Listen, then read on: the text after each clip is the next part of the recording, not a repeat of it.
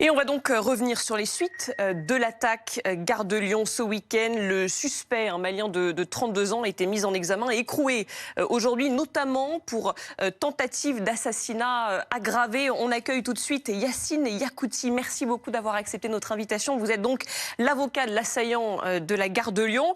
Voilà ce que dit le parquet. Le suspect voulait s'en prendre à des Français. Que vous a-t-il dit, à vous, sur ses motivations? Alors moi, je n'ai pas vocation à vous dire ce qu'il a pu dire. Il y a ce qui s'appelle le secret professionnel. Donc moi, je dois respecter, c'est une déontologie.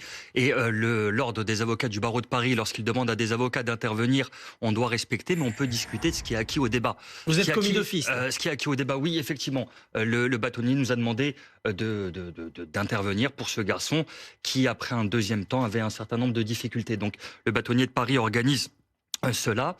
Et aujourd'hui, ce qui est acquis au débat, c'est que c'est un homme de 32 ans.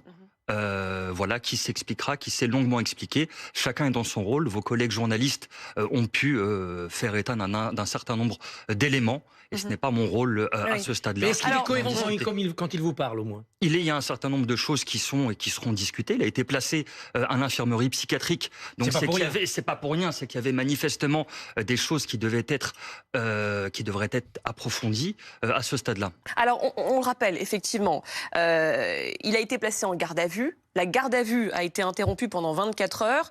Durant ces 24 heures, il a donc été transféré à l'infirmerie psychiatrique, mais ensuite, la garde à vue a pu reprendre. L'examen psychiatrique réalisé n'a pas écarté sa responsabilité pénale. Donc, il est responsable pénalement. Ça sera justement tout l'enjeu des investigations de cette enquête. L'un des rôles, le rôle principal de ce qui sera mené, il y aura notamment ce qui a pu se passer en Italie, mais c'est sa santé mentale. Il y a un principe fondamental, c'est d'essayer de comprendre. Mal nommer les choses, c'est rajouter au malheur du monde. Donc aujourd'hui, on peut essayer d'avoir un débat sur le terrorisme, sur autre chose. Ce qu'il y a de patent, c'est qu'il faut se poser des questions sur la situation psychiatrique de cet homme-là, mais qui n'est pas singulière. Moi, je garde à l'esprit, il faut fréquenter les tribunaux pour voir qu'en réalité, il y a une forme de radicalité de la psychiatrie, que ce qu'on voit aujourd'hui sur les gares, on peut le voir lorsqu'on fréquente les tribunaux, et qu'il y a un certain nombre d'éléments. Donc, est-ce que c'est du terrorisme, est-ce que c'est pas du terrorisme? C'est pas le débat. Et ne pas prendre en compte cette réalité psychiatrique, c'est peut-être amoindrir la réponse sécuritaire. C'est pourtant l'une des questions qu'on se pose. Peut-être que justement, c'est un petit peu le débat. Je voulais qu'on écoute Jordan Bardella. Il était l'invité de nos confrères d'RTL ce matin, puisqu'effectivement, on le disait dès hier, le parquet national antiterroriste ne s'est pas saisi à ce stade. C'est la précision qui a été apportée.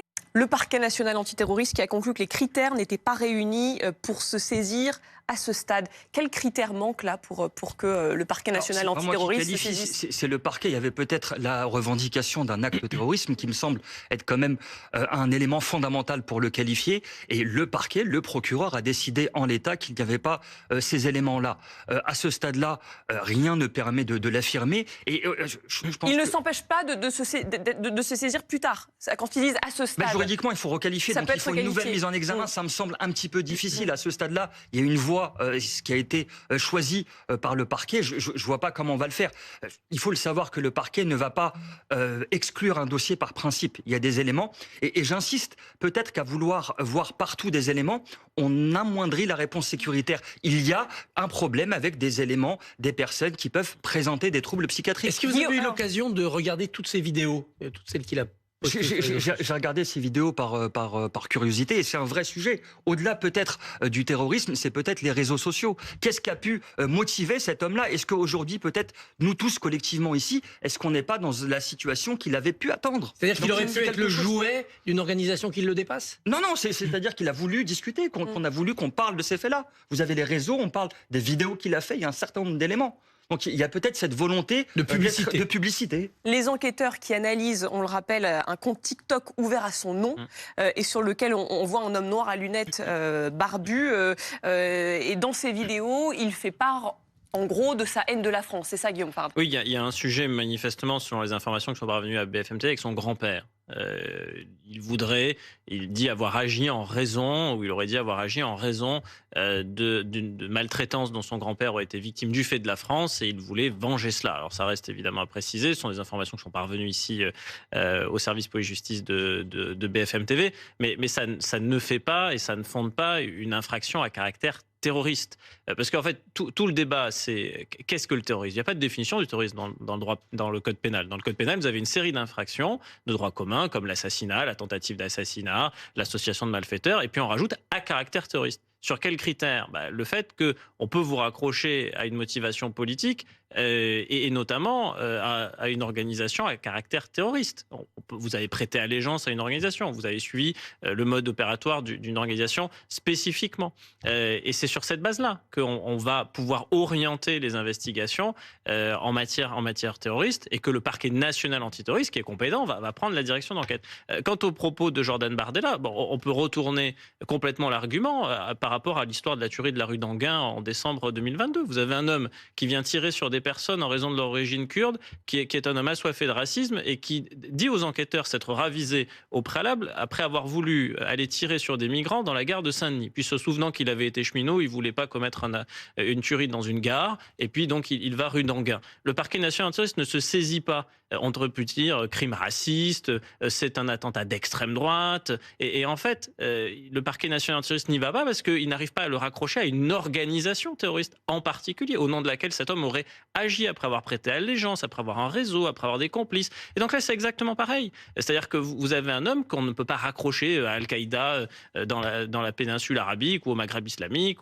Et alors peut-être que les investigations feront que on y parviendra. Ça, on ne peut pas non plus présumer de ce qui va advenir. Parce que Roselyne Bachelot, hier, à votre place, Charles Consigny disait, comme par hasard, il y a les JO dans 5 mois.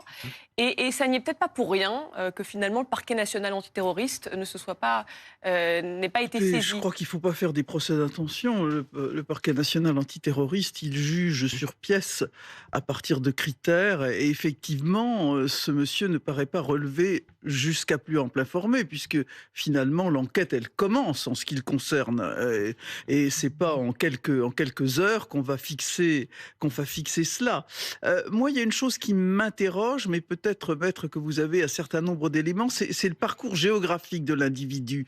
C'est-à-dire, il est arrivé du Mali. Il dit d'ailleurs que son père aurait été rudoyé par les autorités françaises en 2012.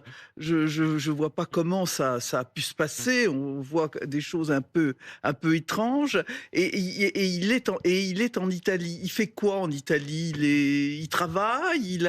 Ça sera justement l'un des objectifs des investigations, peut-être de savoir où est-ce qu'il vit en Italie, dans quelles conditions, est-ce qu'il était accompagné, est-ce qu'il y avait un certain nombre d'éléments. Ce qui est sûr, c'est qu'il a bénéficié d'une protection subsidiaire, c'est-à-dire qu'on lui a accordé un titre de séjour en raison de ses troubles psychiatriques et psychologiques. Mon rôle, moi, en tant qu'avocat, au-delà de demander à des médecins, il va y avoir un collège d'experts qui vont répondre à des questions, c'est peut-être d'avoir son dossier médical en Italie, qu'on puisse saisir un petit peu ce qu'il en est. D'après l'enquête journalistique, il travaillait en Italie, il avait un appartement, il a démissionné, il a rendu son appartement pour se rendre en France. Donc avec une préméditation, au moins de destination. Comme je vous dis, c'est pas mon rôle d'entrer dans le détail, dans sa singularité. Ce qui est sûr, c'est que l'histoire de cet homme est un petit peu à l'image des mouvements migratoires qu'on a pu voir au cours de ces dernières années.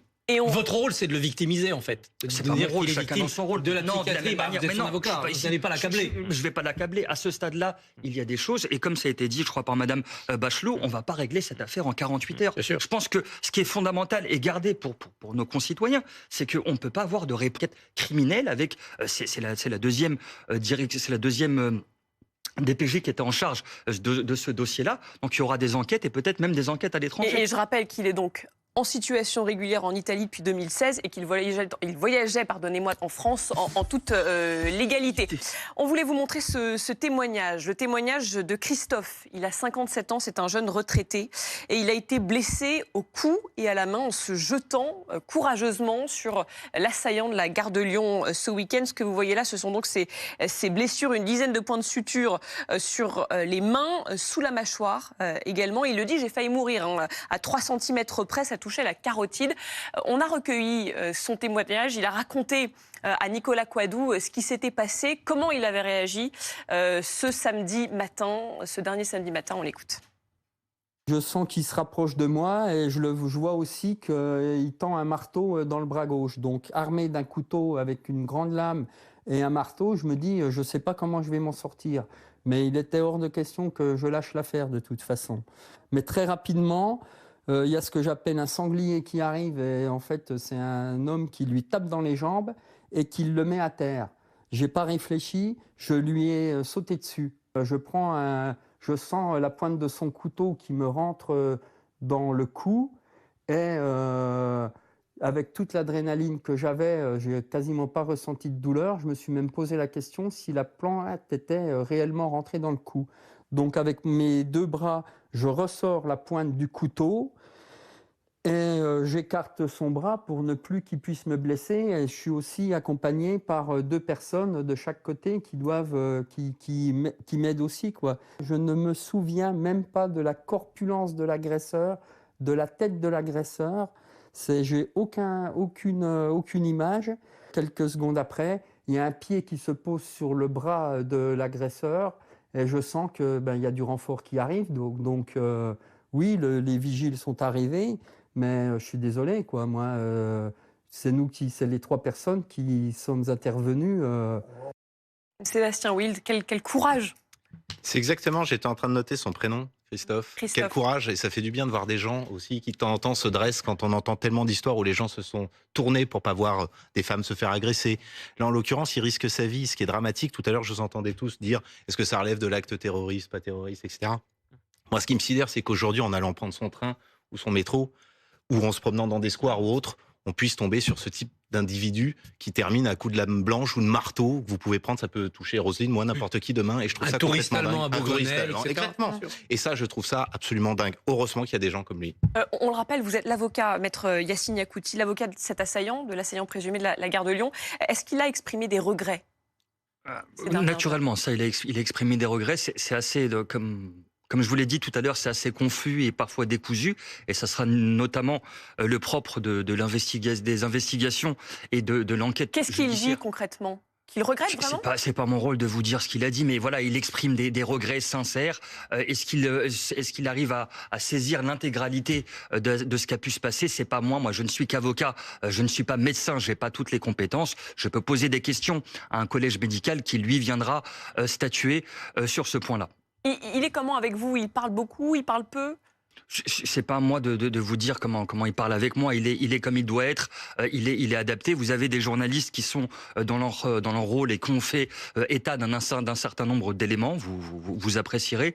Mais justement, à ce stade-là, c'est quelqu'un qui a en tout état de cause la volonté de s'expliquer. Alors, je voulais qu'on écoute à nouveau Christophe, ce héros de la gare de Lyon. On peut l'appeler un héros. Franchement, évidemment, ça ne peut que forcer l'admiration. Il explique qu'il se sent un peu abandonné en fait par les autorités. Parce qu'il n'a reçu aucun coup de fil, aucun message, alors qu'il a quand même sauvé des vies. On l'écoute à nouveau. J'ai eu aucun appel téléphonique, rien, laissé seul. Quand j'ai appelé le numéro que l'on m'a remis à l'hôpital de la Salpêtrière, que le jeune infirmier m'a remis pour me rendre service, j'ai appelé le numéro, je suis tombé sur le ministère de la Justice, quelque chose qui tourne en boucle, quoi. J'ai été là, ça m'a beaucoup choqué. Ça m'a fait très très mal de ne pas avoir d'appel téléphonique de la part des autorités, quoi. Vous vous sentiez abandonné? Oh bah complètement, tout seul. Voilà, vous arrivez chez vous, vous vous retrouvez tout seul. Christophe Barbier, c'est surprenant, non? Oui, c'est surprenant, c'est anormal. Oui. Ça serait la moindre des choses d'avoir le réflexe quelque part dans la machine administrative et gouvernementale, d'adresser un coup de fil, de préparer une remise de médaille éventuellement, etc. Henri, le héros au sac à dos, a eu la Légion d'honneur. Exactement. Donc voilà. Mais enfin, Ça, c'était à Annecy, le héros au sac à dos. Un peu plus Tout tard. de suite, il y a eu des manifestations d'intérêt. Il y avait un ministère, un secrétariat d'État dédié aux victimes Madame temps de Juliette Manuel Valls, c'était Juliette Méadel. Méadel. Il a été supprimé rapidement. Alors, il y a une administration quelque part, mais ça ne remplace pas. Il faudrait le rétablir. Roselyne vous dit c'est un loupé. C'est un loupé, évidemment. Il fallait un membre du gouvernement. Je sais bien qu'ils se constituent, ils ont beaucoup de travail, etc. Mais justement, c'est curieux parce que le président de la République, en général, est assez bon sur ce genre de manifestations. Il y a des communicants, etc. Bon, je pense qu'ils vont se rattraper. Ce sera la moindre des choses. Pour ce témoignage recueilli par Nicolas Coadou. Merci beaucoup Yacine Yacoути d'être venu sur ce plateau, d'avoir répondu à nos questions.